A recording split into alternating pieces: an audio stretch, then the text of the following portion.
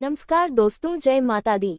शारदीय नवरात्रि की दुर्गा अष्टमी आज 10 अक्टूबर गुरुवार को मनाई जा रही है और महानवमी 11 अक्टूबर शुक्रवार को होगी। हालांकि कई स्थानों पर दुर्गा अष्टमी और महानवमी एक ही दिन 11 अक्टूबर शुक्रवार को मनाई जाएगी। अलग अलग पंचांगों में तिथियों के समय में भिन्नता होने के कारण ऐसा हो रहा है।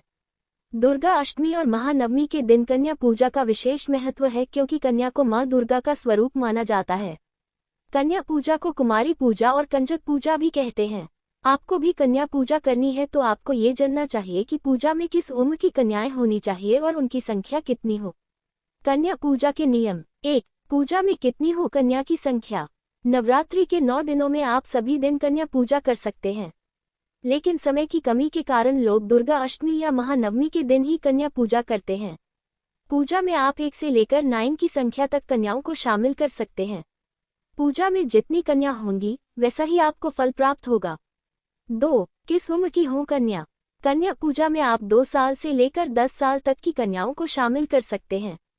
हर उम्र की कन्या को अलग अलग माता का स्वरूप माना जाता है। संख्या अनुसार कन्या पूजा के फायदे। दुर्गा अष्टमी और महानवमी को 1 कन्या की पूजा से ऐश्वर्य, 2 कन्याओं की पूजा से भोग, 3 कन्याओं की पूजा से पुरुषार्थ, 4 से 5 कन्याओं की पूजा करने से बुद्धि और विद्या, 6 कन्याओं की पूजा से सफलता, 7 कन्याओं की पूजा से परमपद, 8 कन्याओं की पूजा से अष्टलक्ष्मी और 9 कन्याओं की पूजा से सभी ऐश्वर्य प्राप्त होते हैं।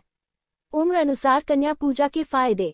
नवरात्रि में 2 साल की कन्या की पूजा से धन ऐश्वर्य, 3 साल की कन्या की पूजा से धन धान्य, 4 साल की कन्या की पूजा से कल्याण, 5 साल की कन्या से रोगों से मुक्ति, 6 वर्ष की कन्या की पूजा से राजयोग, विद्या, विजय, 7 वर्ष की कन्या पूजन से ऐश्वर्य, 8 साल की कन्या पूजन से विवादों से मुक्ति, 9 वर्ष की कन्या पूजन से दुश्मनों पर जीत और 10 वर्ष की कन्या की पूजा से मनोकामनाएं पूर्ण होती हैं।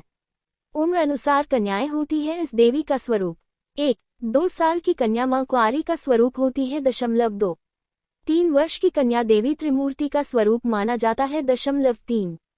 4 साल की कन्या देवी कल्याणी का स्वरूप होती है 4. 5 वर्ष की कन्या देवी रोहिणी का रूप होती है 5. 6 वर्ष की कन्या को मां कालिका का स्वरूप माना जाता है 6.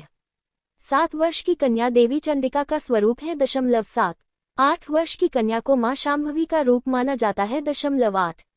9 साल की कन्या को आदिशक्ति मां दुर्गा का रूप माना जाता है 9. 10 वर्ष की कन्या को देवी सुभद्रा कहा जाता है, जो समस्त मनोकामनाओं की पूर्ति करने वाली देवी है।